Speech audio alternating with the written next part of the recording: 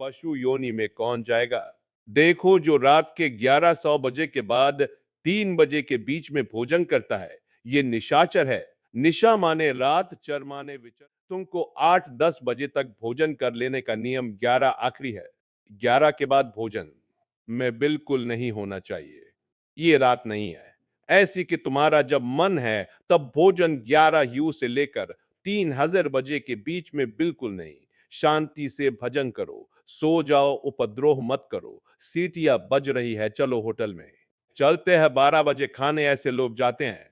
पशु योनि निश्चित अपवित्र भोजन, दुर्गंध युक्त भोजन, अभक्ष भोजन, इनको पाने में जो आनंद मानता है। रात के 11 से 3 के बीच में भोजन, जो रात में आहार ऐसा करता है, उसको पशु योनि मिलती है। जो दूसरों का धन चोरी करता है, जो विद्वान बन के दूसरों की वंचना करके धन को लूटता है, जो अपने कर्तव्य कार्यों से अनभिज्ञ होकर मनमानी आचरण करता है, जो समयोचित सदाचार का ज्ञान नहीं रखता, वो मूर्ख पशु योनियों को प्राप्त होता है। जो हिंसक स्वभाव का है, जो अपने परिवार वालों को पीटता है, गाली गलौज, थोड़ी सी संपत्ति के लिए मारपीट, ऐसी लड़ाई झगड़ा कल प्रिय कायर कुत्ते की योनि को प्राप्त होता है। लिखा हुआ है वो कुत्ते की योनि को प्राप्त होता है। जो थोड़े से हिस्सा के लिए भाई बंधुओं को मारपीट, कल लड़ाई झगड़ा, इस तरह का व्यवहार, हिंसक स्वभाव, क्रूर स्वभाव, इनको कुत्ते की योनि प्राप्त होती है। जो चंचल स्वभाव, देखो कुछ ना कुछ करते बैठे तो पैर हिलावे, वो मतलब शांत नहीं रह सकते। उनके शरीर में वाइब्रेट होता रहता है। वाइब्रेट वाइब्रेट जैसे मोबाइल नहीं झलझलाता, वो झलझनाते रहे। सुन लो भाई, क्या बनोगे? और जो दूसरे के भोजन के लिए लालायित रहता है, कहां से निमंत्रण आ जाए, कैसे हो जाए, क्या व्यवस्था बन जाए, सुनो। और जब चलता है ना, तो बेढंगे ढंग से चलता है, बेढंगे ढंग से, और दूसरों की वस्तु देखकर लुभायमान होकर छीनने का स्वभाव करता है। उसका अगला जन्म बंदर का मिलेगा। जो वाणी से सदैव कट बोलता है, कुटुंबियों से द्वेष करता है, लोगों की चुगली खाता, उसे अगला जन्म सर्प योनि का मिलेगा। कुटुंबियों से द्वेष करता है, दूसरे की चुगली खाता है। उद्योग जनक वचन, उद्योग माने भारी क्लेश पहुंचाने वचन। दूसरे की निंदा करना, चुगली करना तो विषधारी सर्प बनता है। जो शरीर से बलवान दीन जनों के ऊपर आक्रमण करके खूब पिटाई मार करना, माता पिता को मारना, ऐसे गरीब जनों को, दीन जनों को मारना, निर्लज और मांस भक्षण करने वाला, उसको अगले जन्म में क्रूर मांस भक्षी जैसे हाइना सिंह सियार, ऐसी योनियों को दिया जाता है। क्रूर हिंसक पशु सिंह जैसे है, जैसे लकड़बग। ना लकड़बग है, भेड़िया है। ऐसे जो मांस भक्षण करने वाले हैं, जिनकी आवाज दूसरों को सदैव दुख ही देती है। बोलने का मतलब है दुख ही देना। जो दूसरे को अब जैसे जा रहे हैं, जंजीर खींचा, वैसे ऐसे वो गिर गए, उनके अंग भंग हो रहे हैं। वो समझ रहे 30-400 की सोने की चैन खींच ली तो हम ब्रह्मा बन जाएंगे। देखो उनको क्या बनना पड़ेगा। जो दूसरों को भय प्रदान करते हैं, दूसरों की संपत्ति छीन लेते हैं, ऐसे लोग अजगर योनि को प्राप्त होते भूखे मरो। जब कभी अवसर मिल जाए, तब ऐसे ये जो दूर दृष्टि न रख के वर्तमान दृष्टि रखकर केवल भोग के लिए दूसरे के दुख का कारण बनते हैं, केवल उनके चिंतन यही चलता रहा, कहां से क्या खा लूं, कहां से क्या उठा लूं, कहां से क्या बोले, हाथी की योनि को प्राप्त होते हैं। वो पशु हाथी योनि को इस तरह से 8 37 न 22 योनियां है। जो भजन नहीं करते, भगवत विमुख है, उनको सब क्रमश प्राप्त होती है। उपासक को चाहिए कि कम से कम इतना तो कर ले कि अगला जन्म मनुष्य का हो जाए। फिर भजन करें अगर कोई कमी रह गई हो। अगर आप नाम जप करेंगे और एक बात ध्यान रखेंगे कि दूसरों को दुख ना पहुंचने पावे, तो पक्की बात है भगवान की कृपा से अगर भगवत प्राप्ति नहीं हुई तो दूसरा जन्म होगा। मनुष्य का और बहुत महान भक्तों के बीच में जन्म होगा। जन्म से ही भजन प्रारंभ हो जाएगा और आप यवन अवस्था प्राप्त होते होते भगवत प्राप्त हो जाएंगे। काम हो जाएगा आपका। भजन एक ऐसी वस्तु है जो आपको बचा सकती है। अब इसमें कह रहे हैं कि जैसे आप भजन मार्ग में लगे हुए हो और आपको कोई गाली दे रहा है, आपने पलट के गाली दे दी तो आपका भजन क्षीण हो जाएगा। इसलिए भजन को बचाने के लिए कह रहे अकारपण मारुषम संतोष धानता। ये ब्रह्म ऋषियों की बातें हैं, बहुत काम की बातें। अनुसुईया गुरु पूजा दया बूते सदमा शांत बुद्धि अकारपण माने उदारता भजन। किससे बचेगा? उदार बुद्धि स्वभाव कह रहे कोमल कोमल स्वभाव से। भजन बचेगा, संतोष वृत्त से भजन बचेगा, गुरु इष्ट पर श्रद्धा वृत्ति से भजन बचेगा, दोष दृष्टि किसी पर ना हो इसका अभाव हो तो भजन बचेगा, गुरु सुश्रु सेवा से भजन बढ़ेगा, प्राणियों पर दया तो भजन बढ़ेगा किसी की। बीच चुगली ना करना, संत और ऋषि मुनियों का संग करना, इससे भजन बढ़ता है, पचता है। भजन किससे नष्ट होता है? तो कह रहे जब अपने कुछ सामने प्रसति दुखो सुखोरा प्रिंत कीर्तते, जब तुम्हारा अपमान हो और तुम उसका बदले में अपमान कर दो तो तुम्हारा भजन क्षीण हो जाएगा। और यदि अपने ना कुप अगर तुम्हारा अपमान हो रहा, तुमने क्रोध नहीं किया, तुम्हारा सम्मान हुआ, तुमने सम्मान स्वीकार नहीं किया, बचना भाई। इससे बचना, ये अगला जन्म नहीं होने देंगे। अगर ऐसा उदारता, कोमल स्वभाव, संतोष, श्रद्धा, दोष दृष्टि का अभाव, गुरु सेवा प्राणियों पर दया चुगली ना करना, निश्चित निश्चित अगला जन्म नहीं होगा। आप अपने भजन को बचाएं। जब कोई आपका अपमान कर रहा हो तो आप उसके बदले में उसका अपमान ना करें। यदि आपको क्रोध आ गया अपमान करने पर तो आपका भजन का फल क्षण हो जाएगा। यदि सम्मान हुआ, आप आनंदित हो गए कि हमारा बड़ा सम्मान हो, तो आपका भजन क्षीण हो जाएगा। इसीलिए श्रीपाद भी कह रहे हैं, सम्मानम कल्याद घोर गरणम नीचा, अपमानम सुधा श्री राधा मुरली धरो बच सके वृंदावन। माध्य जब कोई सम्मान करे तो उसे भारी विष के समान समझो। सम्मानम कल्याद घोर गरम, जैसे बढ़िया खीर मिल रही हो, कान में कोई आकर कह दे विष पड़ा है, तो आप नहीं खाओगे। ऐसे ये सम्मान प्रणाम नमस्कार वाहवाही ये तुम्हारे भजन के नाश करने के लिए है। ये विष है, इसे मत पीना, स्वीकार मत करो। विश्व नमन करे करने दो, तुम स्वीकार मत करो, तुम हर्षित मत हो। और जब अपमान हो तो उसका अपमान करने वाले का कभी अपमान ना करना। धीर पुरुष प्रशांत पुरुष अपने भजन को ऐसे बचा ले जाता है जैसे कोई अपमान कर रहा है। बहुत बड़ा अमृत है। सच्ची मानिए, जिसका अपमान हो रहा है वो साधु पुरुष जब अपमान सह जाता है, उसका भजन बढ़ता है, वो सुख से भगवान में शयन करता है। और जब अपमान हुआ और अपमान दूसरे का कर देता है तो उसका भजन क्षीण हो जाता है। अशांत होकर के फिर जगत में शयन करता है। अपमान करने वाला जब कोई सामने से अपमान सह जाता है तो उसका सहन करना उसके नाश का कारण बन जाता है। अपमान करने वाले का निश्चित नाश हो जाता है जब वो सामने वाला बोले ना, केवल चुप रहे। यह बड़ी बात है पर बहुत कठिन है। उस समय जब कोई अपमान कर रहा है, निंदा कर रहा है, आप शांत है, इसका मतलब आपके ऊपर गुरु कृपा है और आप अपने भजन को पहचानते हैं, भजन बचाना चाहते हैं। अपमानित होने पर चाहिए कि अपमान करने वाले की ना बुराई सुने ना बुराई करें। जैसे कोई आकर बहुत नीच आदमी आपको गाली दे रहा था, कान में उंगली डालो। नहीं भाई, वो नीच नहीं, भगवान उसके अंदर बैठकर मेरी परीक्षा ले रहे थे, मुझे पुष्ट कर रहे थे। वो नीच कैसे हो सकता है? अपने भजन पर दृष्टि रखे ना, उसकी निंदा करे, ना उसकी निंदा सुने, ना उसका बुरा चाहे। यद्यप इसमें लिखा हुआ है कि जो अपमान करने वाला है उसका सर्वनाश हो जाता है। ऐसे महापुरुष का अपमान जब करें कि वो बोले ना, केवल तो वो अपमानित करने वाला पुरुष स्वयं नाश को प्राप्त हो जाता है। ये बड़ी बात है। कह रहे हैं तच्छेद अमता विंशति, अगर वह अपमान जिसका कर रहा है वह महात्मा भजन करने वाला शांत है, कुछ नहीं बोल रहा है, वो तो सुख से शयन करेगा परमात्मा में और उसका भजन सुरक्षित बच गया। और जो भी कलमश हुआ होगा वो भस्म हो गया। लेकिन अपमान करने वाला बोले विंशति, उसका नाश पक्का हो जाएगा। अपमानित होने पर साधक को चाहिए कि कभी अपमान करने वाले की ना बुराई सुने और ना बुराई करे, उसका भजन बच जाएगा, भगवान की कृपा हो जाएगी। अमृत सप मानस योग विषव जुग सम्मानस सदाजा, साधक को चाहिए कि अपमान को अमृत के समान पान कर ले। नीचा अपमान सुधा देखो। साधक अपमान को अमृत के समान जब कोई अपमान कर रहा हो तो ऐसे खुश होना चाहिए, काम बन गया। भगवत प्राप्ति में जो बाधक भाव है, इसके अपमान करने से भस्म हो जाएंगे। भगवान हम पर प्रसन्न होंगे, मौन कभी कभी उसकी तरफ रुद्र दृष्टि से भी ना देखो। अपमान करने ये भागवती के लक्षण है। अमृत स्तपत अपमानस योग अमृत है। अपमान पर देखो, ध्यान दीजिए, यदि आपकी कोई निंदा कर रहा है और सही में कर रहा है निंदा, तो तुम्हें सुधार करना चाहिए।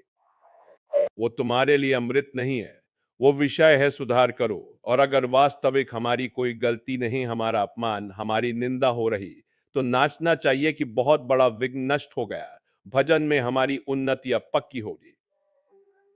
पक्की उन्नति होगी, लौकिक और पारलौकिक विष युग। सम्मानस सदा साधक को चाहिए कि सम्मान से ऐसे बचे जैसे विष भरे भोजन से बचा जाता है।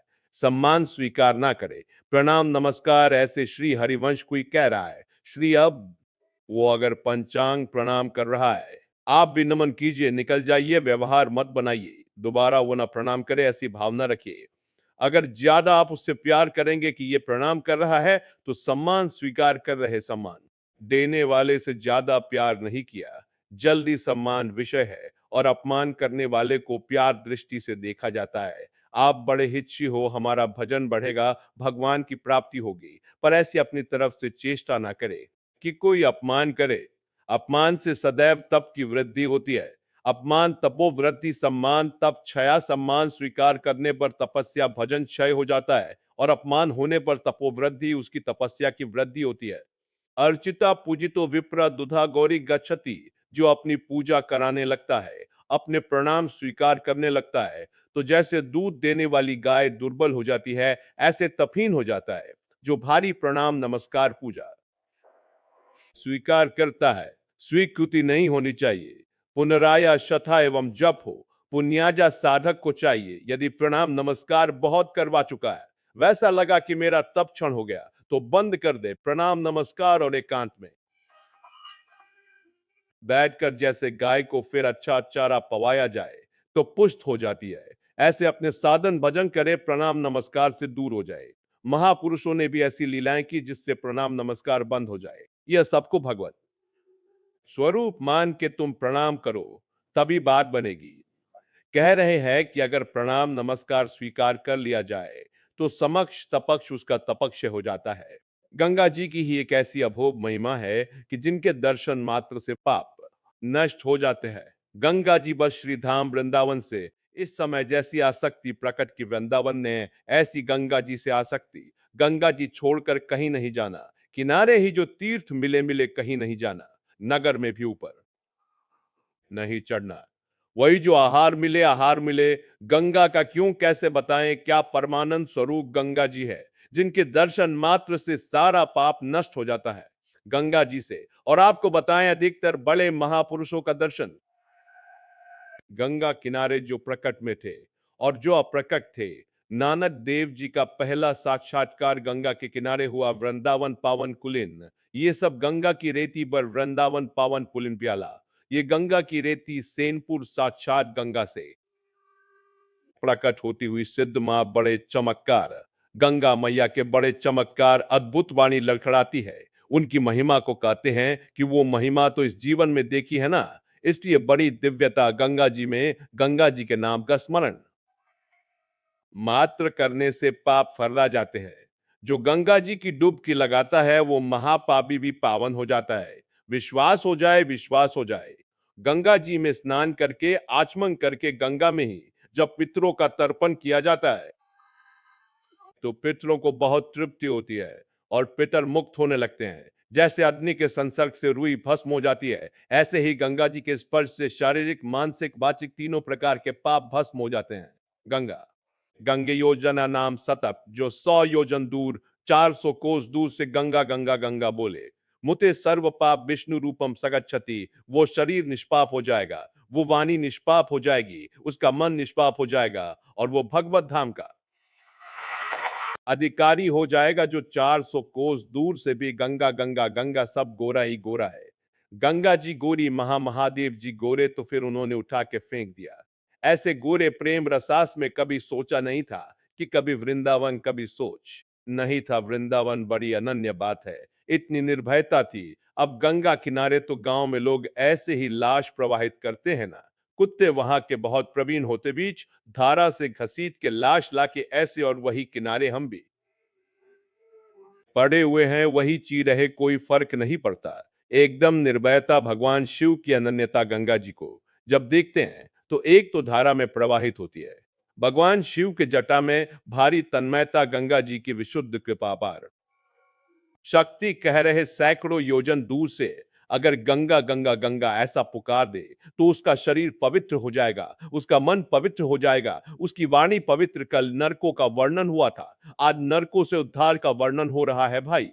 गंगा जल का आचमन करने वाला, गंगा गंगा जल का स्नान करने वाला, गंगा की धारा का दर्शन करने वाला, 400 कोस दूर से गंगा गंगा गंगा ऐसा उच्चारण करने वाला नरक नहीं जाएगा। कल जब नरकों का वर्णन हुआ था तो कई लोगों के बातें आई थी कि हमारे थाटसे के थाट से हमारे में लक्षण है। अब क्या होगा?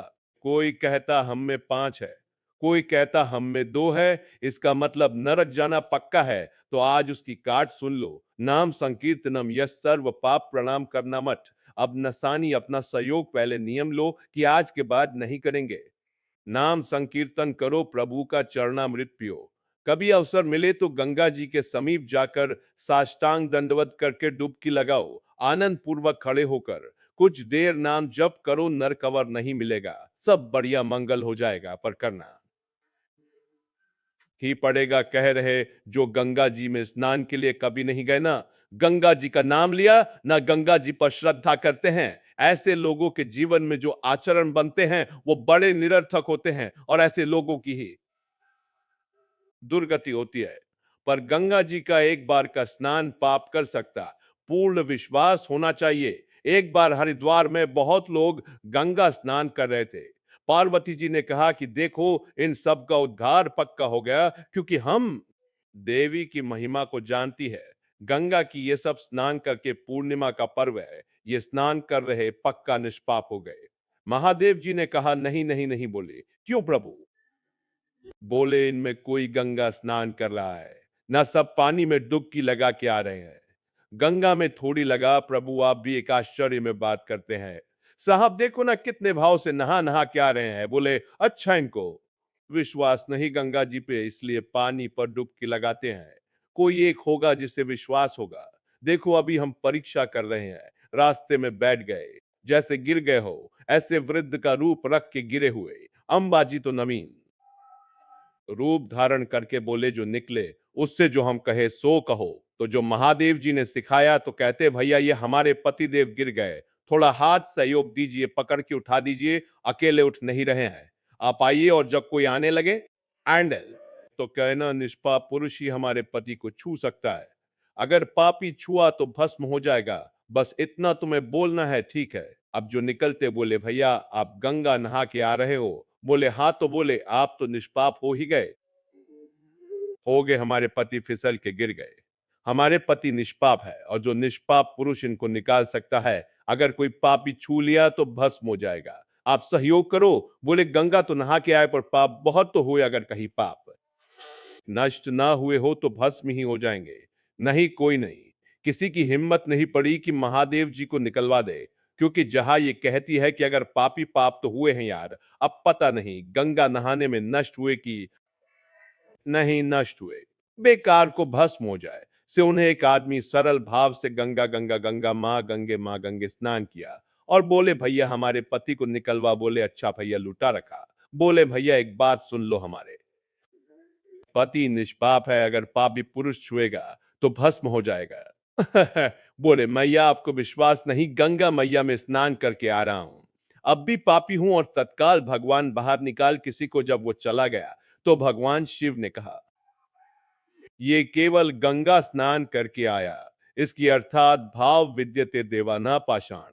न यदि हम भगवान के नाम, भगवान के धाम, भगवान के इन पावन तीर्थों पर दृढ़ विश्वास करते तो बहुत जल्दी लाभ प्राप्त होता है। ये विश्वास के लिए सुनाता है। शास्त्र ऋषि मुनि सब ये विश्वास के लिए सुनाता। हमें दृढ़ विश्वास कर लेना चाहिए कि अब हमारा कल्याण तो हो ही गया। जैसे गंगा जी क्या है, भगवान श्री कृष्ण का चरणामृत है, गांगम वारी मनोहारी मुरारी। चरण चतम त्रिपुरा